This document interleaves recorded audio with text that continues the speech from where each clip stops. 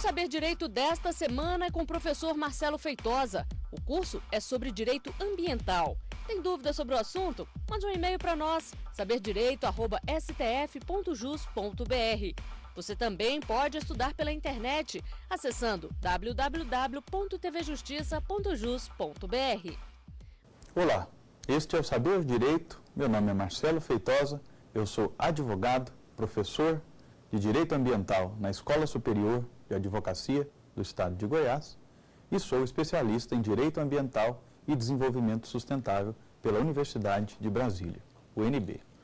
Na última aula, nós falamos sobre o Cadastro Ambiental Rural e sobre as cotas de reserva ambiental.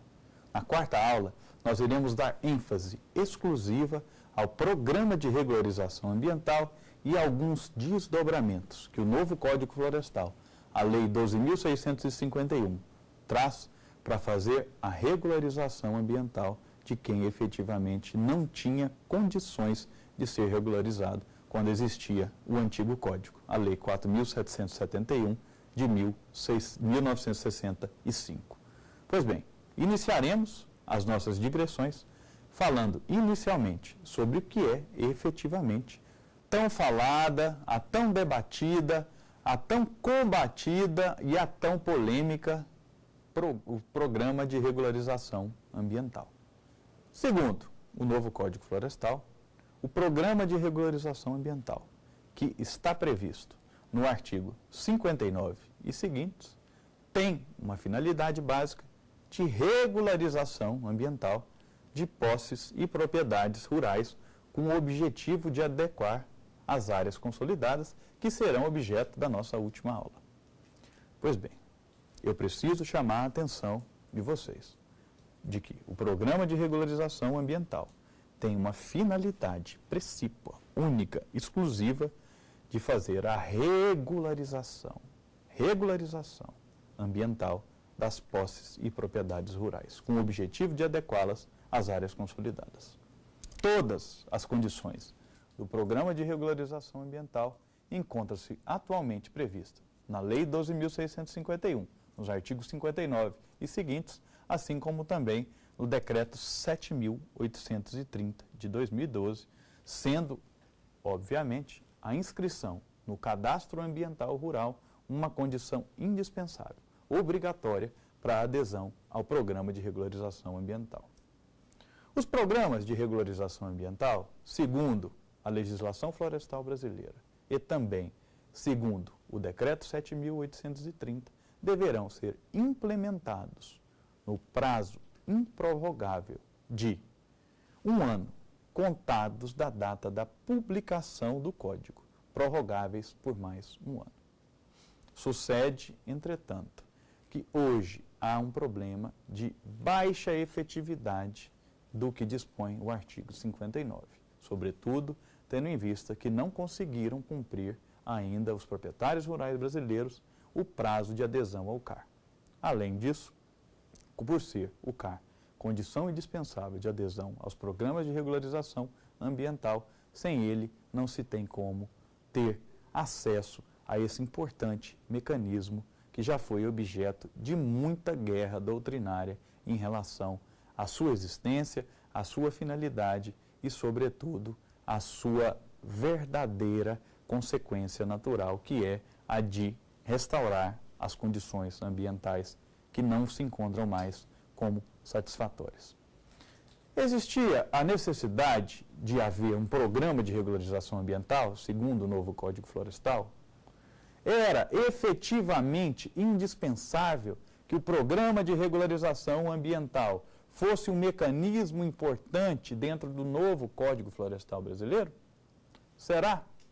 A pergunta existe porque sucessivas reedições de medidas provisórias foram responsáveis por mudanças bruscas na legislação antiga, na Lei 4.771 de 1965, que acabavam por colocar fortes dúvidas jurídicas. Do dia para a noite se acordavam com uma nova realidade jurídica diferenciada. Determinado cidadão, proprietário de determinado imóvel rural, dormia na legalidade e acordava na ilegalidade. Como atender à realidade do país se não existia um marco regulatório preciso que oferecesse segurança jurídica para esses cidadãos?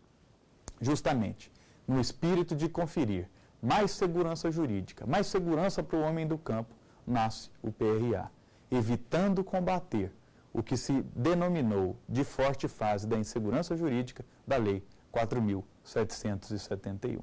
Portanto,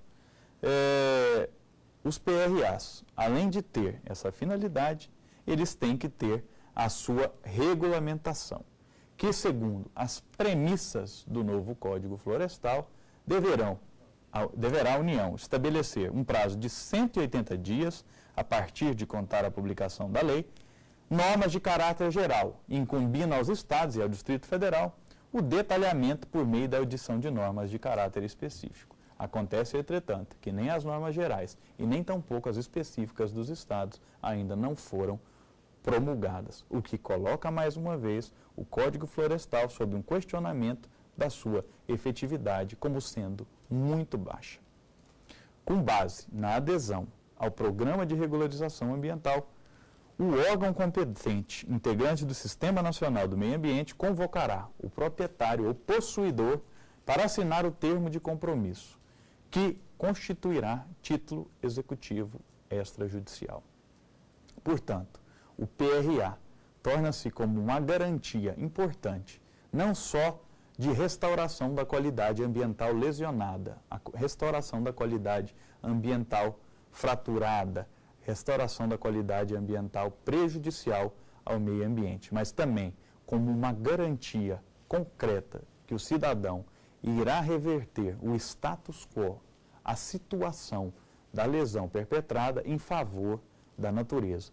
O que eu quero dizer, em outras palavras, que é muito mais interessante a adesão ao PRA, ao Programa de Regularização Ambiental, convertendo-se as multas em serviços de preservação, melhoria e recuperação da qualidade do meio ambiente, do que a punição pura e simples.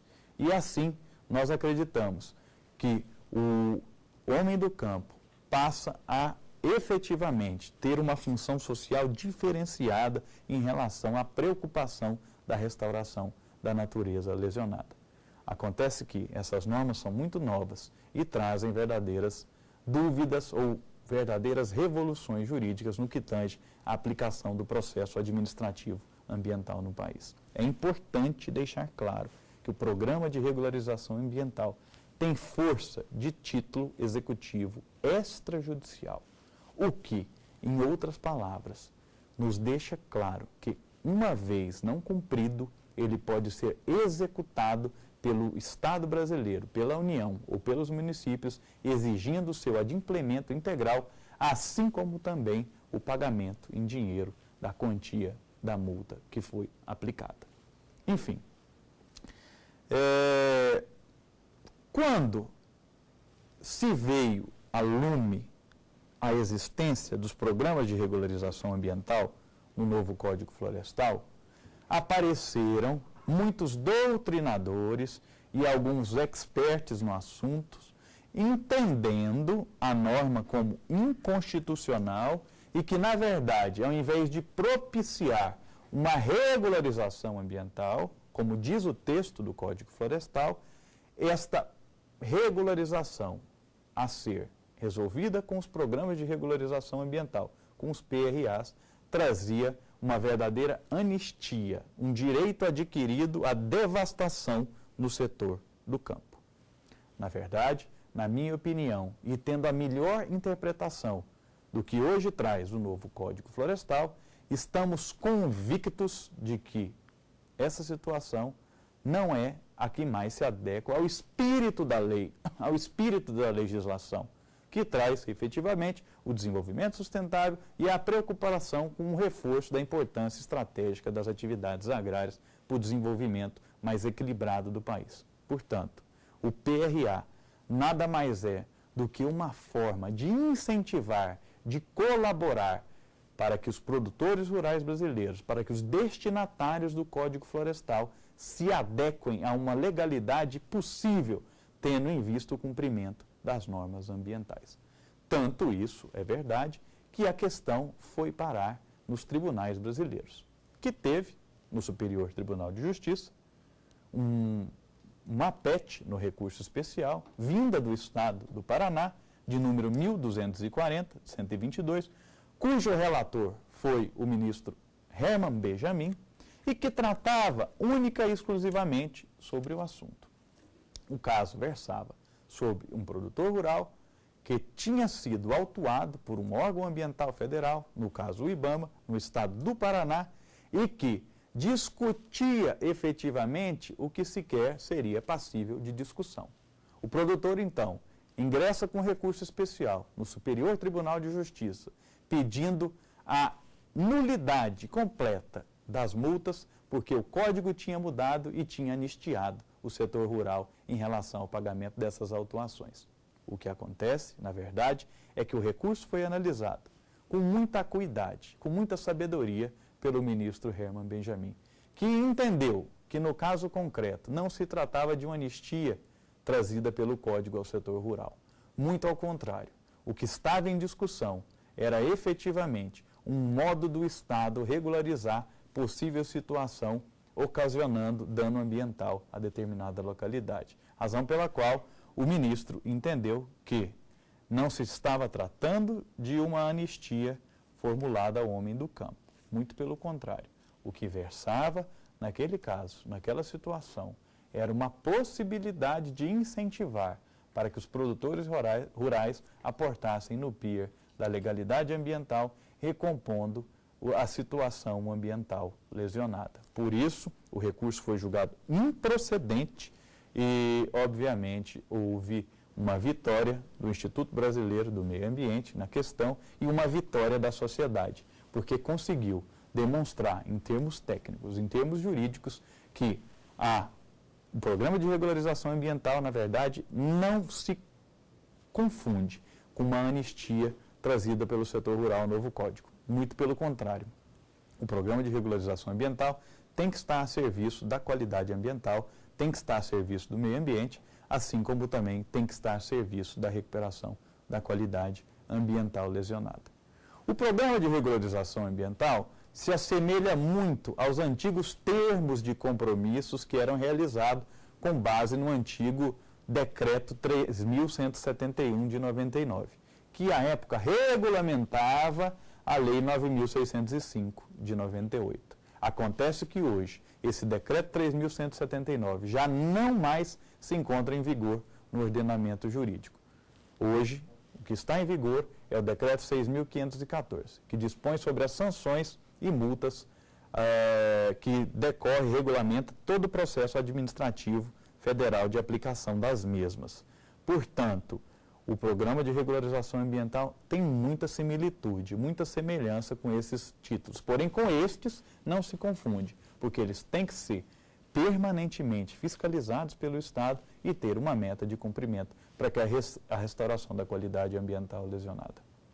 Nada mais justo no direito ambiental, porque para o meio ambiente é muito mais justo, é muito mais eficaz a restauração da qualidade ambiental prejudicada do que efetivamente o recolhimento de quantias pecuniárias para os cofres do Estado de dinheiro que vinha das multas ambientais. O que faz, efetivamente, o programa de regularização ambiental é colocar a sociedade para pensar que efetivamente não vale a pena degradar a questão ecológica, porque as atividades agrárias são delas umbilicalmente dependentes. Assim como também, caso haja degradação, o Estado fornece uma oportunidade com um prazo em tempo específico para que as condições ambientais sejam, em tese, resgatadas.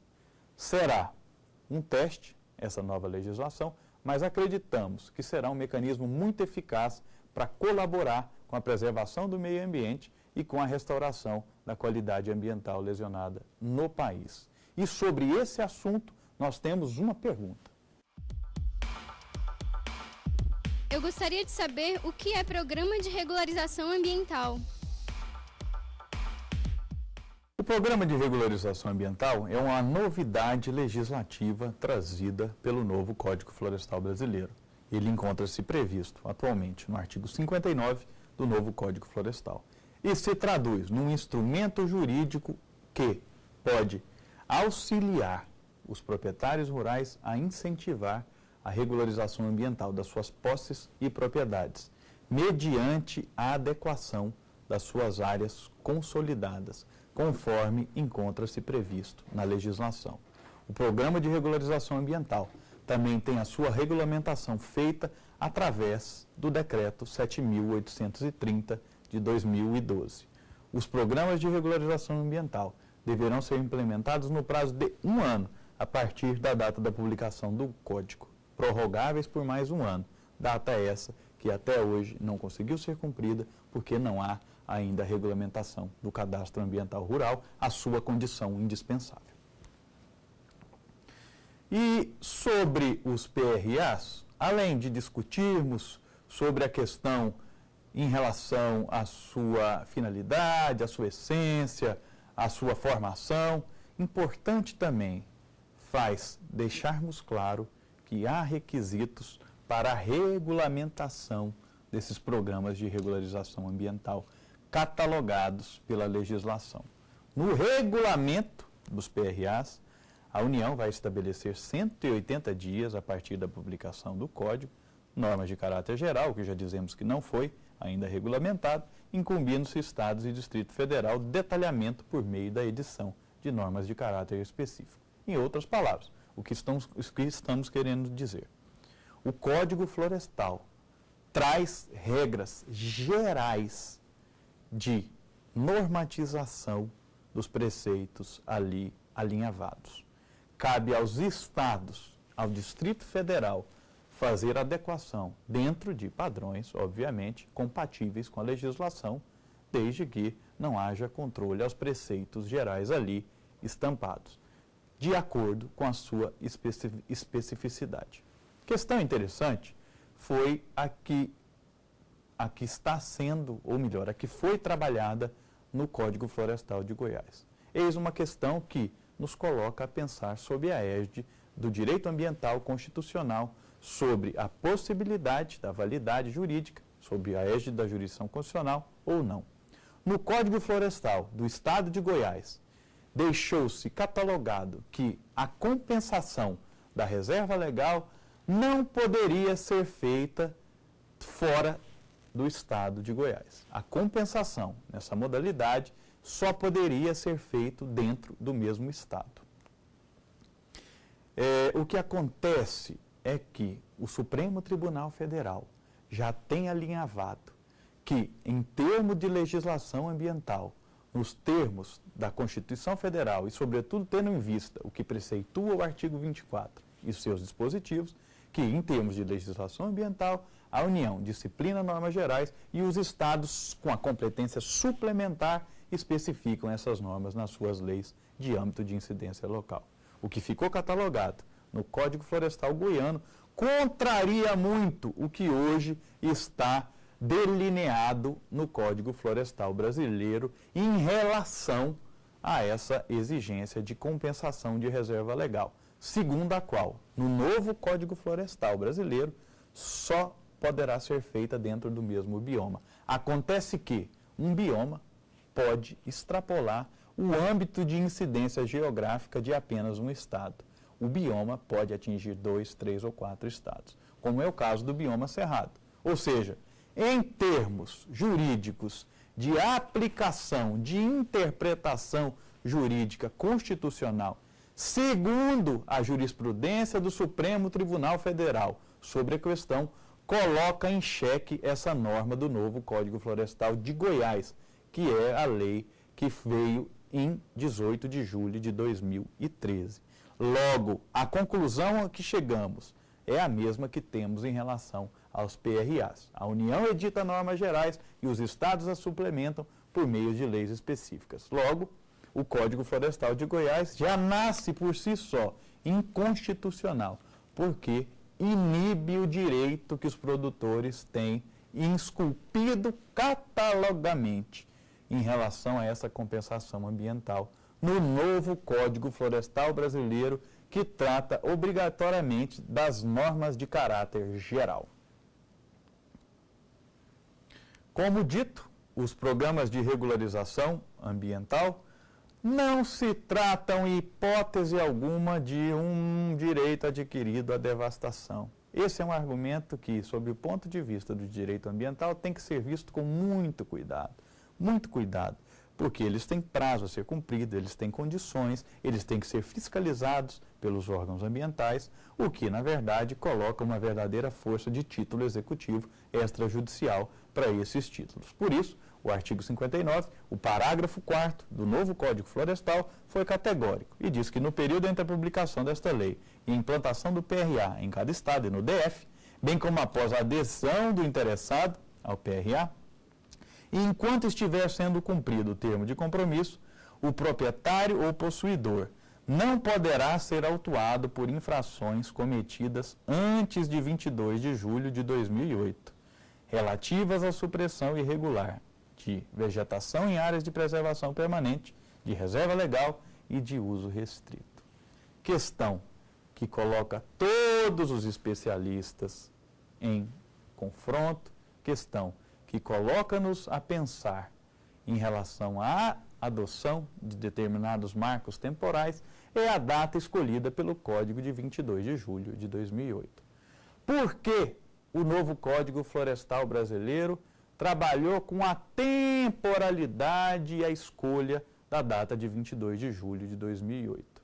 É simples, não é difícil de entender, embora, na minha opinião, seja uma forma errônea de se legislar sobre a proteção ambiental. A data de 22 de julho de 2008 coincide com a edição do Decreto 6.514, que regulamenta o processo administrativo ambiental de aplicação de multas. Acontece que, naquela época, havia uma grande pressão da comunidade internacional, havia aí a edição de uma conferência internacional no Brasil, a Rio+20 naquela época, aonde exigia-se um rigor legislativo maior em relação aos crimes que eram cometidos contra o meio ambiente. O Brasil precisava de passar uma imagem positiva no cenário internacional, em primeiro lugar, para as comunidades dos países desenvolvidos e, em segundo lugar, para a sua própria postura que iria adotar frente a Rio+20. Logo, a data de 22 de julho de 2008 apenas foi assim catalogada, assim escolhida, porque coincide com a data do Decreto 6.514, que, na minha opinião, em alguns pontos merece reparo, merece uma nova interpretação, a fim de dar a sua ênfase efetivamente, juridicamente correta ao que a legislação ambiental preconiza. Por isso, é fácil dizer que a data de 22 de julho de 2008 foi escolhida pelo legislador brasileiro em virtude da adoção do Decreto 6.514 como forma de regulamentar a Lei 9.605, uma lei muito importante no Brasil, porque pela primeira vez trata da tipificação penal dos crimes contra o meio ambiente. É conhecida como a Lei da Vida, é conhecida como a Lei dos Crimes Ambientais. Lei 9.605, de 1998. Em relação a alguns pontos previstos pelo Programa de Regularização Ambiental, várias situações podem levar a uma interpretação da correta aplicação e do correto manejo do Código Florestal em consonância com o que dispõe a Lei dos Crimes Ambientais, a Lei da Vida, a Lei 9.605, de 1998. O artigo 38, 39 e 40 da Lei dos Crimes Ambientais, que tipifica as condutas sob o ponto de vista penal cometidas contra o meio ambiente, que tratam, respectivamente, de destruir ou danificar floresta considerada de preservação permanente, cortar árvores em floresta considerada de preservação permanente e de causar dano direto ou indireto às unidades de conservação, passam a ter a exigibilidade suspensa em virtude da adesão aos PRAs. Portanto, o novo Código Florestal traz condições suspensivas de punibilidade dos artigos 38, 39 e 40 da Lei dos Crimes Ambientais, caso o cidadão adira ao programa de regularização ambiental. Em outras palavras, o que nós estamos querendo dizer, ou melhor, o que o legislador quis deixar claro com esse dispositivo. Quis deixar claro que o cidadão pode deixar de ser acionado pelo Estado penal, pode deixar de ser acionado pelo Ministério Público se aderir a todas as exigências rigorosas do Programa de Regularização Ambiental, fazendo a restauração do meio ambiente lesionado. Não há dúvidas que, sob o ponto de vista da funcionalidade das normas ambientais, a restauração do meio ambiente lesionado, a recomposição, é muito mais eficaz do que a punição por si só. Por isso, a assinatura do termo de compromisso para a regularização do imóvel rural ou posse perante o órgão ambiental competente, seja ele da União, seja ele dos estados, seja ele dos municípios, vai, na verdade, suspender a punibilidade desses crimes, enquanto o termo estiver sendo cumprido. É importante deixar claro, como nós já trabalhamos a ideia, que os PRAs constituem títulos executivos extrajudiciais, podem ser executados a qualquer momento e, obviamente, também tem o efeito automático de renovar a punição, a pretensão punitiva estatal em relação aos artigos 38, 39 e 40 das Leis dos Crimes Ambientais. Caso o cidadão não cumpra as condições ali estabelecidas, caso o cidadão não consiga efetivamente responder tudo o que tiver assinado e concordado perante o PRA, vai ele responder também a um processo criminal perante a Justiça Penal, pelo não adimplemento das obrigações ali esculpidas. Chamo a atenção apenas para 3 delitos. E eles têm que se referir a áreas de preservação permanente e de reserva legal degradadas até a data de 22 de julho de 2008. Depois da data, a realidade, como será objeto da próxima aula, é bem diferente. O que acontece é que o artigo 38, os artigos 39 e os artigos 40, que tratam respectivamente de destruir ou danificar floresta considerada de preservação permanente, cortar árvores em floresta considerada de preservação permanente e causar dano direto ou indireto às unidades de conservação, eles deixam de ter a sua existência jurídica em relação à sua punibilidade, caso o PRA seja cumprido. E sobre esse assunto, nós chamamos mais uma pergunta. Eu gostaria de saber se o Programa de Regularização Ambiental pode ser considerado como uma anistia ambiental para o setor rural. Muito pelo contrário, o Programa de Regularização Ambiental, assim como firmado na jurisprudência do Superior Tribunal de Justiça, não se trata de uma anistia, em nenhuma hipótese ao setor rural. Ele trata-se, sim, de uma possibilidade de reingresso de alguns produtores que cometeram alguns delitos até a data de 22 de julho de 2008 na legalidade ambiental, a fim de, em primeiro lugar, resolver o problema da questão ambiental, assim como também restaurar a qualidade ambiental lesionada. É importante deixar claro que os programas de regularização ambiental têm a sua vida jurídica estabelecida no artigo 59 do novo Código Florestal Brasileiro, assim como também no Decreto 7.830 de 2012. Em relação aos artigos 38, 39 e 40 da Lei dos Crimes Ambientais, caso o cidadão adira ao programa de regularização ambiental, eles podem ter a sua suspensão do processo penal, porque tratam exatamente da recuperação da qualidade ambiental lesionada dentro de um programa de regularização ambiental. Um dos pontos bastante trabalhados na nova legislação florestal brasileira foi justamente a criação de um mecanismo que consiga, ao mesmo tempo, fazer a conservação do meio ambiente, mas também que consiga efetivamente beneficiar a vida daqueles que passaram a vida inteira fazendo a proteção ambiental dos seus mananciais ecológicos.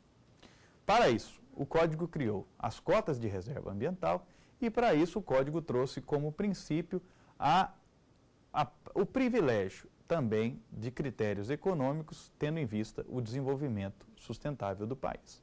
Por isso, ficou criado, no artigo 41 do novo Código Florestal Brasileiro, um programa de apoio e incentivo à preservação e recuperação do meio ambiente. Esse programa de apoio a incentivo à recuperação, à proteção do meio ambiente, trata-se de uma novidade bem vanguardista da legislação florestal brasileira. Em 2012, o Estado brasileiro cria, por intermédio do novo Código Florestal, um programa de apoio e incentivo à regularização ambiental no país. Este programa ficou disciplinado no artigo 41 do novo texto legislativo. Diz o texto que é o Poder Executivo Federal,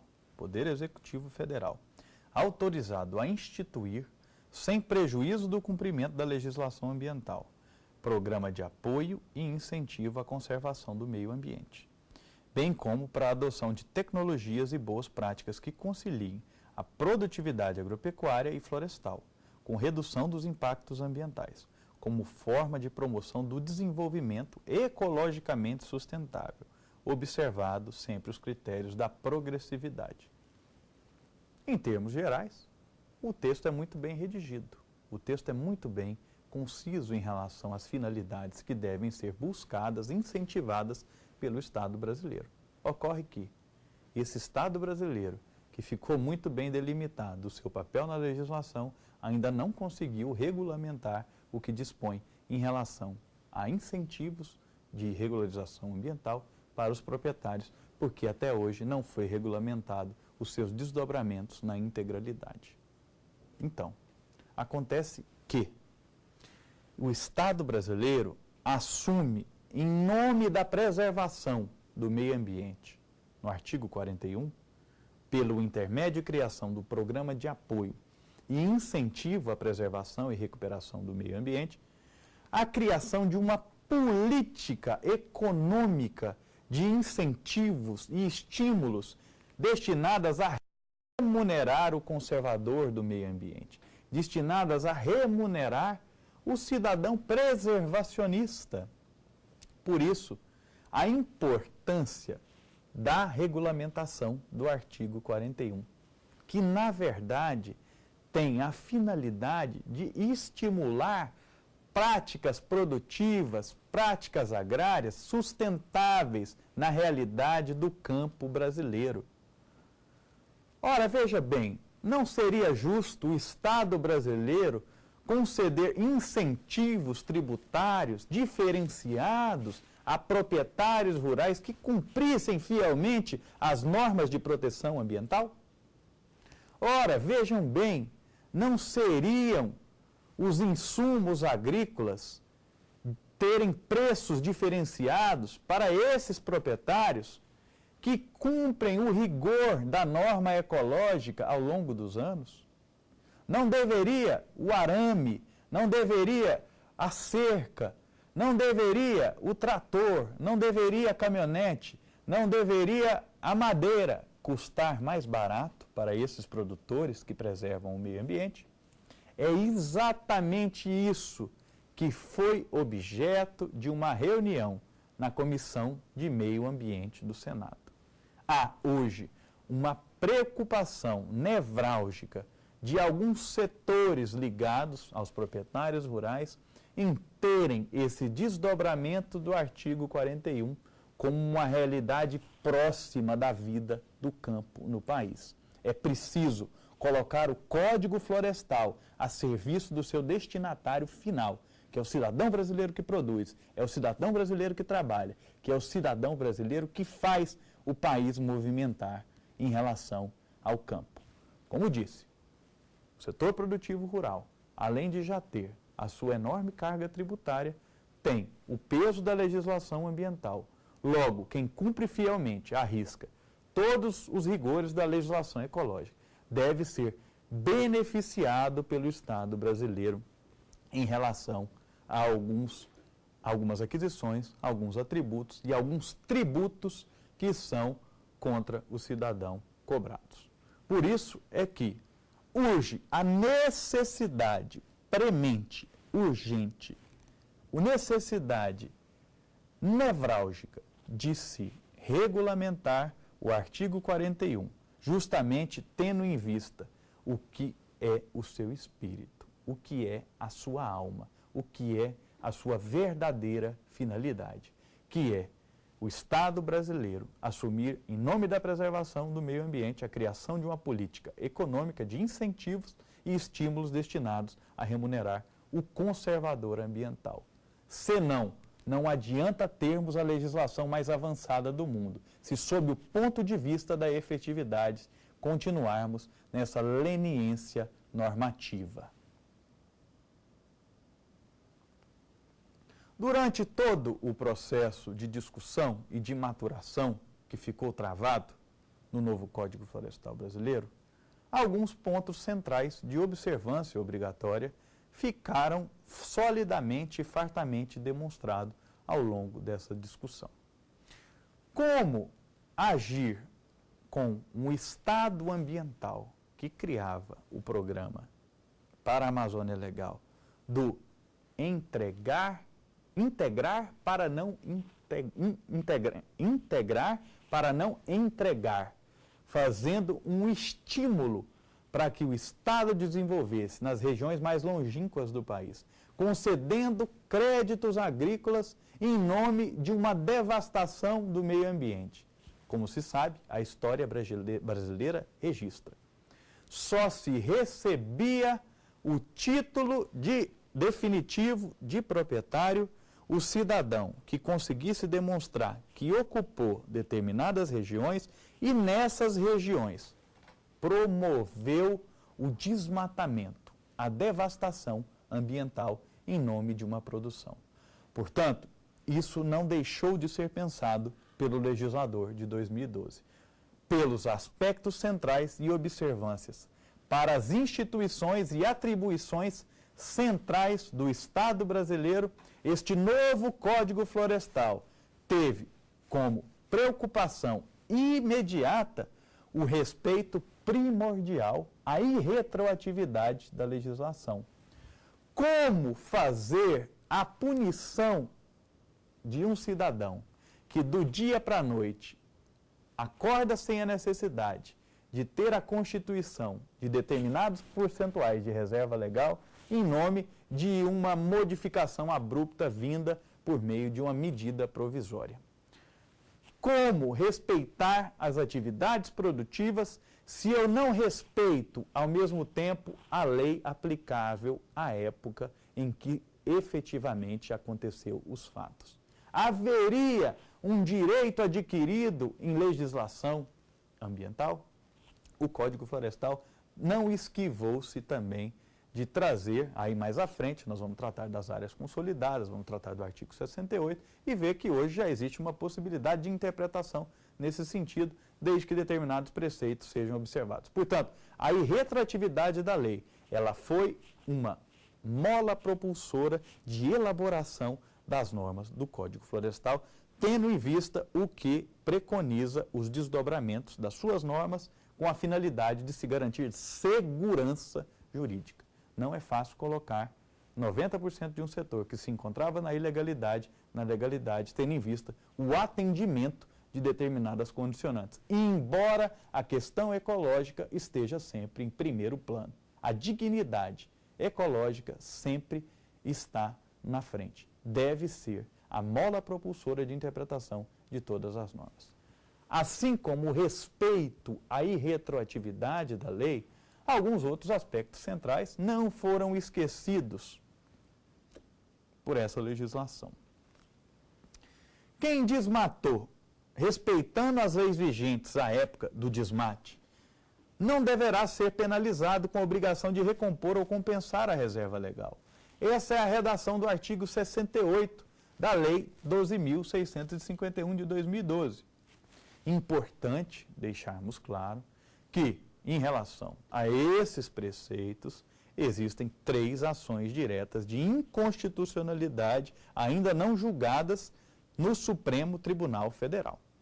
O que acontece é que o Código preocupou-se em, entre aspas, legalizar atos que à época diziam a lei que eram permitidos, sem penalizar o cidadão que atingia a legalidade estrita na época que fez, sem a lei ter que retroagir para prejudicar o dano. Em outras palavras, como poderia eu punir um cidadão que não tinha, à época de aquisição do imóvel rural, a necessidade de ter constituído 80%, 35% ou 20% da reserva legal, se do dia para a noite surgem normas que colocam como obrigatória? Se esse cidadão, e aí o Código traz mecanismos processuais rigorosos de comprovação das datas, como registro, mais à frente nós vamos detalhadamente esmiuçar esse assunto. Se o cidadão podia e estava albergado sob o manto da legislação ambiental, por que puni-lo se a legislação muda do dia para a noite e ele já tinha efetivamente realizado determinados atos? Essa foi uma preocupação central do Estado ambiental e do Código Florestal em relação à operacionalização dos seus desdobramentos. Além disso, um outro aspecto central, trazido pelo novo Código Florestal Brasileiro, de observância obrigatória, é a garantia da segurança jurídica no campo, que deve ser a viga mestra em torno do qual gravitarão todas as atuações dos órgãos ambientais integrantes do CISNAMA. Não se pode, pura e simplesmente, autuar se não há um histórico de precedente da legislação ambiental desrespeitada. Cada propriedade rural, cada situação, de acordo com o novo Código Florestal, tem que ser analisada individualmente, sob pena de se chancelar uma injustiça ambiental em nome de um Estado punitivo. Cada imóvel rural, hoje no Brasil, tem uma situação jurídica diferenciada da anterior. Por isso é preciso analisar com acuidade, com precisão, determinado imóvel e determinado cumprimento da legislação segundo o tempo vigente. Também, um importante aspecto a ser observado pelo novo Código Florestal Brasileiro é inquestionavelmente o incentivo à regularização ambiental, diminuindo em muito aspectos apenas o critério punitivo. Ações de educação ambiental, sobretudo, são bem-vindas, envolvendo recuperações de APPs, compensação ou recuperação de áreas ambiental de reserva legal. E sobre esse assunto, nós temos aqui no Saber Direito mais uma interessante pergunta. Eu gostaria de saber como se dará a realização do Programa de Regularização Ambiental pelos órgãos ambientais. O programa de regularização, sob o ponto de vista da efetividade em relação ao cumprimento pelos órgãos ambientais, ele se dará, em primeiro lugar, após a plena efetivação do CAR. E, em segundo plano, no prazo de 180 dias contado a partir da edição da lei, podendo ser prorrogado por mais um ano. Acontece, entretanto, que ainda não foi regulamentado o CAR. Aliás, o CAR foi regulamentado, mas ainda o seu prazo não extrapolou. É preciso primeiro ter o CAR para depois ter o programa de regularização ambiental, a fim de solucionar essas situações jurídicas relacionadas às áreas consolidadas.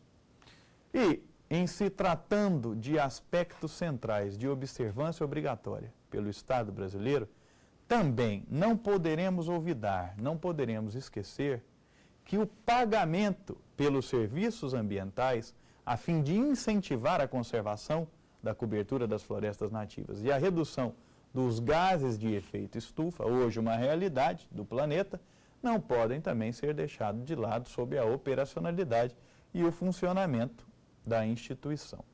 Portanto, na aula de hoje, deixamos bem claro o funcionamento dos programas de regularização ambiental no país, qual a importância que esses programas de regularização ambiental tiveram com o nascedouro, através desse novo Código Florestal.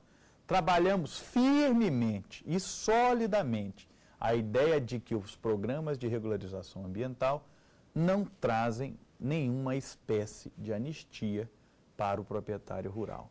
Trabalhamos também solidamente a questão relacionada à operacionalidade dos programas de regularização ambiental em relação as áreas rurais consolidadas. Também não deixamos de lado de trazer a vocês os aspectos centrais de observação e de funcionamento das instituições ambientais do Estado com os novos critérios elencados pelo novo Código Florestal. Mas, enfim, a garantia da segurança jurídica é um outro segmento importante que não foi esquecido pelo novo Código Florestal e deve ser a viga mestra em torno do qual todas as normas do novo Código Florestal devem gravitar em torno, porque assim ele buscou na sua essência. Também o incentivo à regularização ambiental, diminuindo em muitos aspectos os aspectos meramente punitivos e indo para ações enérgicas do Estado em relação a critérios de educação ambiental. Assim como também o pagamento pelos serviços ambientais, a fim de incentivar a conservação da cobertura das florestas e a redução dos gases de efeito estufa. Por fim, nós finalizamos essa aula de número 4 e já deixamos chamada a aula de número 5, quando nós vamos tratar única e exclusivamente das áreas consolidadas criadas pelo novo Código Florestal. Muito obrigado. Tem dúvida sobre o assunto? Mande um e-mail para nós, saberdireito@stf.jus.br. Você também pode estudar pela internet, acessando www.tvjustiça.jus.br.